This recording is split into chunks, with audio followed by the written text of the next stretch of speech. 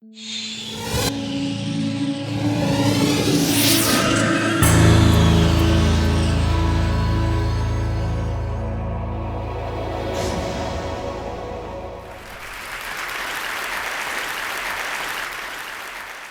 may have heard about the Koran's idea of paradise being 72 virgins, and I promise I will come back to those virgins. But in fact, here in the Northwest, we're living very close to the real Quranic idea of paradise, defined 36 times as gardens watered by running streams. Since I live in a houseboat on the running stream of Lake Union, this makes perfect sense to me. But the thing is, how come it's news to most people? I know many well-intentioned non-Muslims who've begun reading the Quran but given up, disconcerted by its otherness. The historian Thomas Carlyle considered Muhammad one of the world's greatest heroes, yet even he called the Quran as toilsome reading as I ever undertook, a wearisome, confused jumble.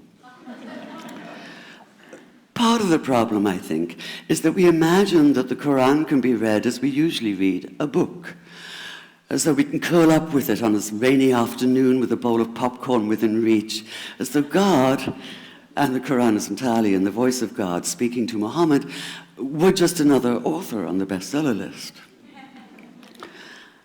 Yet the fact that so few people do actually read the Quran is precisely why it's so easy to quote.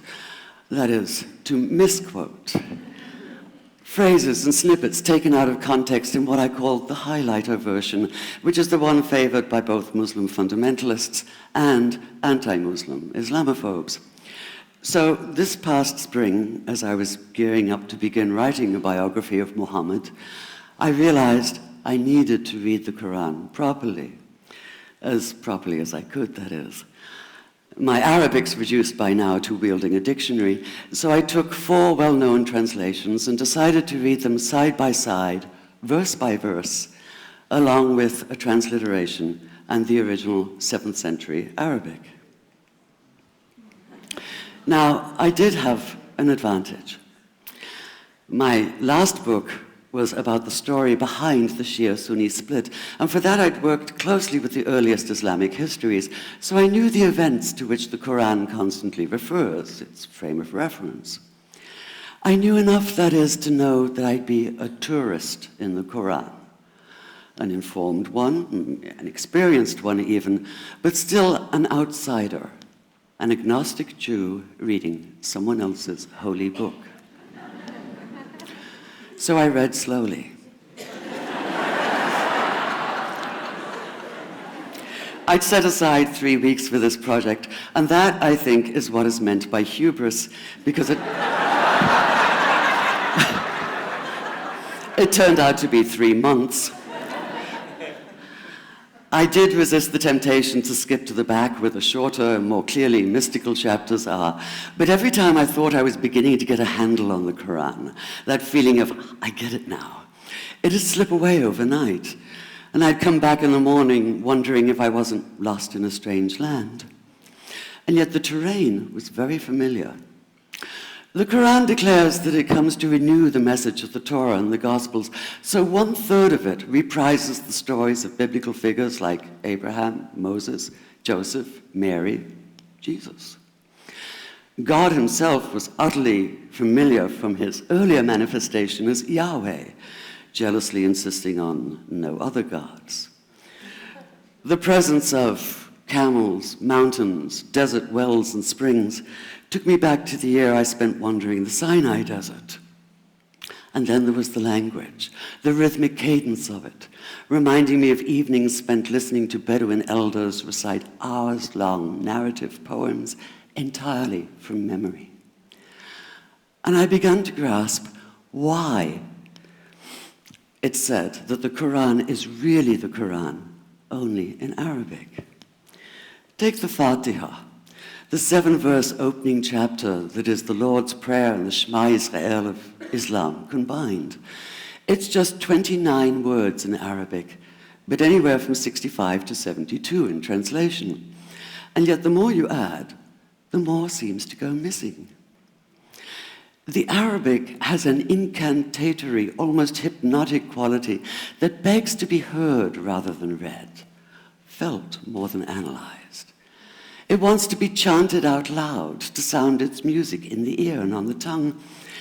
So the Koran in English is a kind of shadow of itself, or as Arthur Arbery called his version, an interpretation. But all is not lost in translation. As the Koran promises, patience is rewarded, and there are many surprises. A degree of environmental awareness, for instance, and of humans as mere stewards of God's creation, unmatched in the Bible.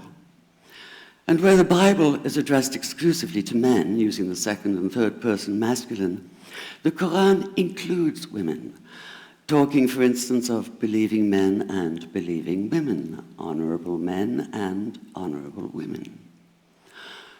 Or take the infamous verse about killing the unbelievers. Yes, it does say that, but in a very specific context. The anticipated conquest of the sanctuary city of Mecca, where fighting was usually forbidden. And the permission comes hedged about with qualifiers. Not you must kill unbelievers in Mecca, but you are allowed to, but only after a grace period is over. And only if there's no other pact in place. And only if they try to stop you getting to the Kaaba.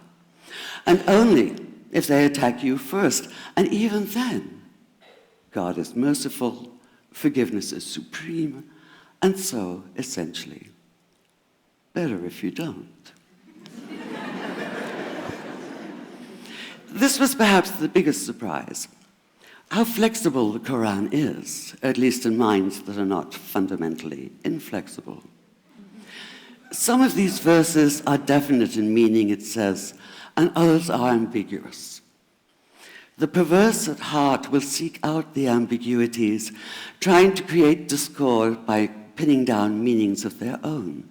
Only God knows the true meaning. The phrase, God is subtle, appears again and again. And indeed, the whole of the Quran is far more subtle than most of us have been led to believe, as in, for instance, that little matter of virgins and paradise. Old-fashioned Orientalism comes into play here. The word used 4 times is huris, rendered as dark-eyed maidens with swelling breasts, or as fair, high-bosomed virgins. Yet all there is in the original Arabic is that one word, huris. Not a swelling breast or high bosom in sight. Now, this may be a way of saying pure beings, like in angels, or it may be like the Greek kos or kore, an eternal youth. But the truth is, nobody really knows, and that's the point.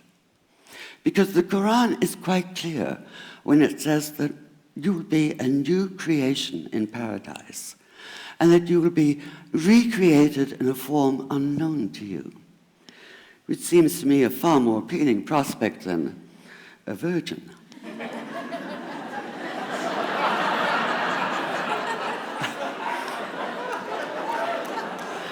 And that number 72 never appears. There are no 72 virgins in the Quran. That idea only came into being 300 years later, and most Islamic scholars see it as the equivalent of people with wings sitting on clouds and strumming harps. Paradise is quite the opposite.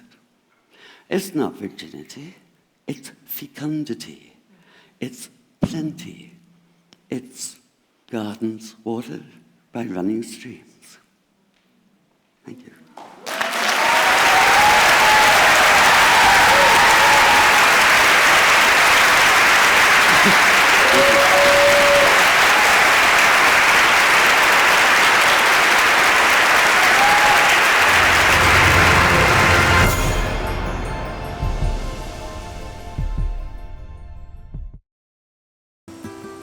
25% of the world's food supply is lost to spoilage. That's $458 billion worth every year. On a smarter planet, we're building intelligence into physical things. So we can know how far our foods travel. Monitor temperature all the way to the market. And know it got to the table fresh. It's already happening in places like Canada, Norway, and Vietnam. When we make food smarter, we make it safer. That's what I'm working on. I'm an IBMer. Let's build a smarter planet.